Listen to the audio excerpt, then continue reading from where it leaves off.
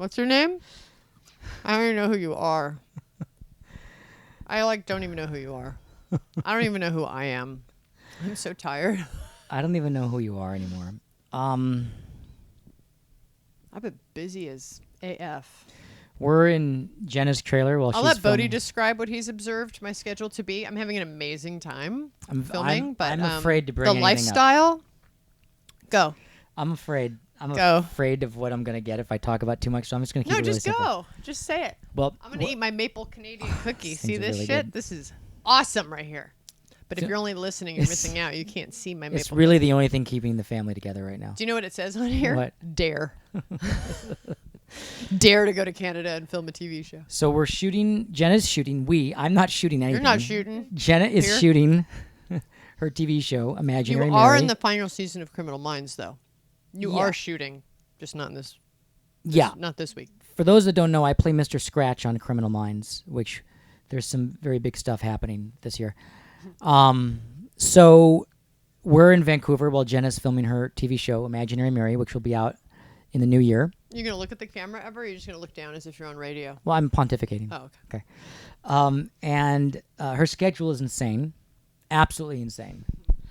But insane doesn't even cover it. It's sometimes out of the house by 4:30 a.m. and home after the kids are asleep, and then up again at 4:35 a.m. I mean, it's not like she's in a coal mine, but it's still it's not like. I mean, yeah. I mean, it's not like you're in Siberia and you're chopping down trees in the cold of winter for the government, but nonetheless, it is Canada. It's sunny and warm in Vancouver at the moment. And her hours are pretty intense. No, it's just the hours and the. I'm not complaining. It's just like culture shock because it's like. Yeah, it's like I'm allowed to complain. 7 pages of dialogue a day, which doesn't sound like much, but it's a lot to film and learning lines and keeping this up and my eyes open. So the truth is, I don't really know what's going on with you, and I don't want to ask. I can't tell. I don't want to ask. Mm-hmm. I don't have any idea what's happening. You're mercurial, to say the least. I'm mercurial because I'm tired. Yeah. So it takes hardly anything to sort of set me off in like a slightly emotional direction. Yeah. It's interesting because when guys get tired or But I want to tell you, Yeah. you are contributing to it. But I don't think you have any idea. You just have no idea. So the things like this morning, you're in bed, I'm downstairs making coffee, and you're like, I need to chat. Like, I can't even wake up and have a fucking coffee. He's like texting. I need to chat. I'm like, okay, well, are you up? Are you going to come down? Do you want me to come up? I texted you back. You didn't respond. So then I went up and you're like, can you take Colleen's car to work today instead? I'm like, yeah. Like, you could have texted that to me. You didn't have to make me come up the stairs. This is interesting stuff occurring here, folks, because, see, I'm just dealing with a Like, really... you need to chat. Like, I'm it's just a thing. dealing with a really tired wife. Like, there's no response. I'm not going to even try to respond. Like, I contributed. I was just making sure that you knew I needed your car to pick up Mo at the airport and load up the camera gear in. That's it. But I get what you're saying. But I get what you're saying. Mr. Innocent. So, yeah, I'm sure there's things that I'm doing that's really contributing to it.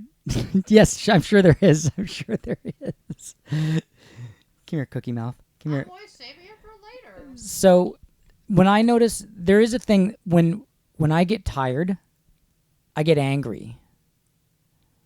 When you get tired, you get emotional and mercurial. Like you'll get, for instance... I was just putting a cookie in my mouth. Yeah, like for instance, everything is fine, and then I'll ask someone on set for a breakfast burrito, and you feel like that's the worst thing in the world that I've ever done. Because they were closed for breakfast. They didn't even... I was walking by, I was like, oh, is there oatmeal? They were cleaning up the last bit of breakfast, and I thought I smelled some oatmeal. I already had my breakfast, but I thought I smelled some oatmeal. I was like, oh, do you have oatmeal in there? And he's like, no, I just poured it all out. And I was like, okay, just milk it. I thought if you had some in there, I'd take it before you threw it out. He was like, no. And that was like an hour before you arrived. Mm-hmm. And he shows up and fucking gets caterers to make breakfast burritos for him. I'm the star of the show. I don't ask him for shit. Now, let's talk. Actually, it was round 2 of breakfast burritos. He had them make round 2. The first round, got sent to my kids as a mistake, which was fine. But then he comes back, realizes that the 2 burritos that were made for the kids after catering was closed were for the kids, then had them make 2 more for him. So here's the thing. I'm slightly afraid to talk about anything. The whole trailer is shaking. The trailer's shaking. It's amazing. Because if Steven leaves his trailer, then the whole thing rocks. And when I come in my trailer, I rock his. All right. So the trailers are rocking. The actors are entering and exiting. Now, I have a thing that I feel that annoys you to no end. Yes, it's your blind spot on tact and social interaction. I don't agree with you. Have it. I don't agree with you. No, you have none. I don't agree with you. You only have what Bodhi Elfman wants, Bodhi Elfman gets. I don't agree with you. Okay. But I feel like with being so mercurial, I should just agree with you because you're way underslept. No, because I'd actually love to hear your justification of your actions. Okay. I'd love to hear your rationale. Let's explain what this is just so everyone understands. I have an ability, it's an ability, to go into any area, get into communication with people, and get agreement and cooperation with people to do things or to have things happen. I've had it happen my whole life. No, but what you don't spot is the like eye roll as they turn away from you. Jenna, they're like, sure. In my heart of deepest hearts, I think that this is something on your end and not on my end. I think this is like a very old school mentality of don't ask anyone for anything. Just come to work, go to your cubicle or your factory spot and just do your work and check out at the end of the day. Because I think that's your mentality and that I'm not doing anything that creates... As long as I've lived, I've gotten cooperation from people to do things. And I think that they like to contribute when I get in communication with them. You hate it and it makes you nuts. Yet every example and every time you've said that it's happened, for instance, okay, so here's an example. We had a housekeeper for many years when we were living in Los Angeles, for 18 years with us. She was a part of our family. And I would get her to go outside of the world of housekeeping and like cook me food, and she loved it. Now Jenna would, and I would. She likes it because she doesn't want to get fired. Oh my God, like there would be no chance she'd ever be fired. But anyway, the point is that she would make me tea when I was working at my desk, or make me breakfast and bring me food, and her and I had a very special relationship. Not Arnold Schwarzenegger relationship. She didn't have any of my kids, but here's what I'm saying, and you were like, I think that you ask her for too much, or she doesn't. And I was like, you don't understand, and then so one day I was like, Rosemary, Jenna thinks that she's not going to tell you the truth to your face. No, there's things that other people have asked for, or the things that she doesn't like that she brings. She says, "Oh, Mr. Bodhi," and she'll tell me that something she doesn't like. And she and I were I would make her laugh all the time. I rose her spirits. I helped her with her personal areas of life when she would talk to me about areas of her family and things like that. We were very close after 18 years. She had several of my kids at a wedlock. She didn't. This is if you knew Rosemary, you understand that I'm being playful. So, and that was an example of like a time when I do this thing that you say I don't like, that you don't like, and I think it's fine. And I never ask people for things that they don't want to do. If I sense a ridge or a stop or like that they don't like something, I stop and I go elsewhere. I don't do that. I don't make people get engaged in things or help me out with things that they don't want to do or that is off-putting or inconvenient for them. Well, that was great. That landed well. Okay. Yeah. You and I are just totally from different schools. Yeah, you get mad at me that I ask people, even though they are enjoying contributing to it. I'm keeping it just simple right now. I'm just trying to keep it simple. But here's the thing. Yeah. What's the thing? I want Moo to come in here. No. And give his 2 cents. Because every time you say that, he's like laughing behind the camera because Moo's not a fair example, and I'll tell you why. Moo, our camera guy who helps produce the show, is not a fair example, and here's why. He's asked to do way too much, and he's way in the off-putting stage, but that's partly for you as well. So he's the worst example to give because of the worst quality of asking someone for too many favors.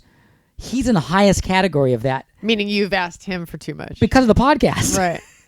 because he's done about $100,000 worth of work. I know, and I haven't given him a single blowjob yet, so we're like super in the red. Right.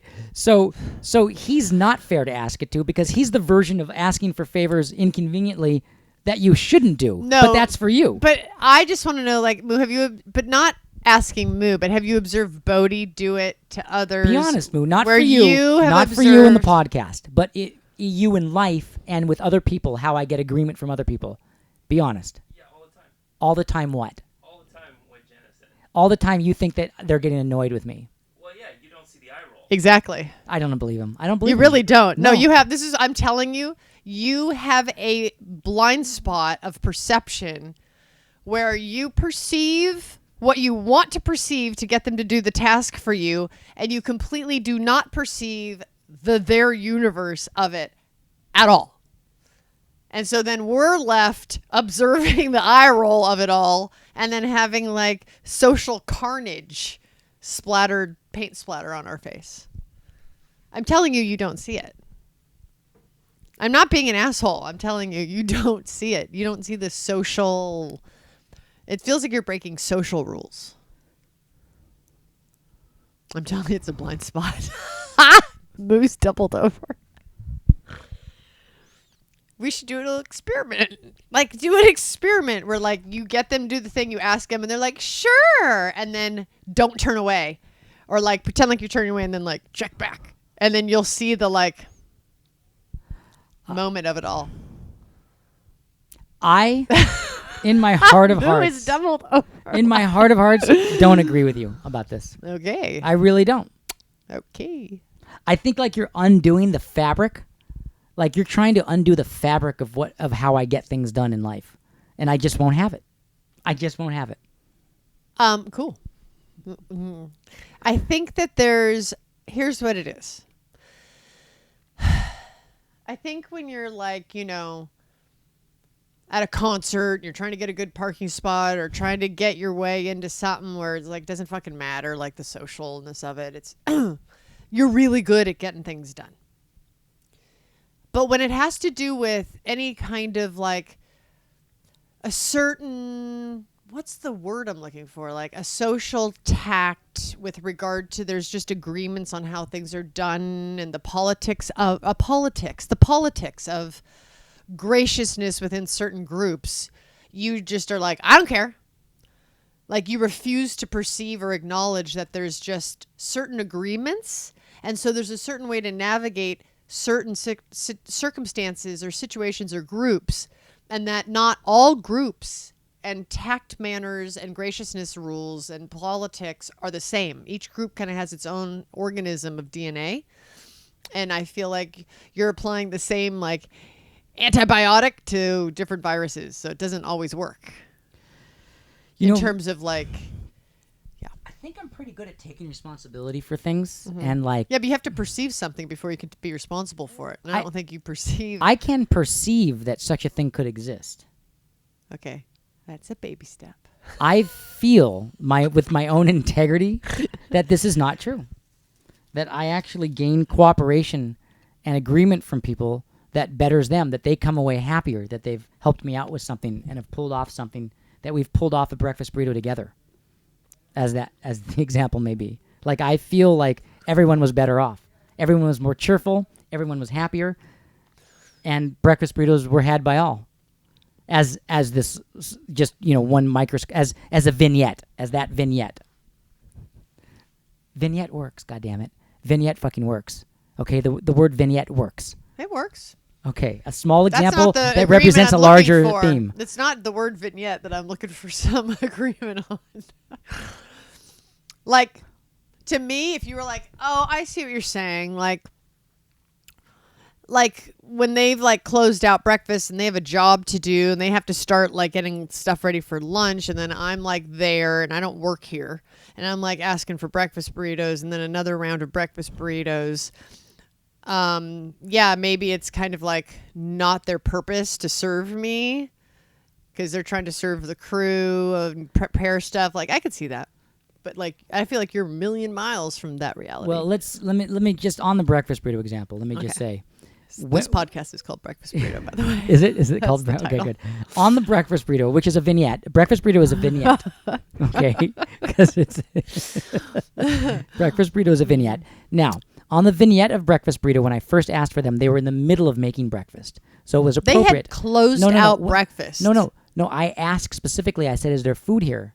To the gentleman Merritt. The gentleman Merritt is his name, and I asked, "Is there food?" He says, "Oh yeah, they got everything over there." I said, "Like what?" He's like, "Breakfast burritos." I was like, "Yeah, well, you grab 2 of those for me. I have to go run to the airport."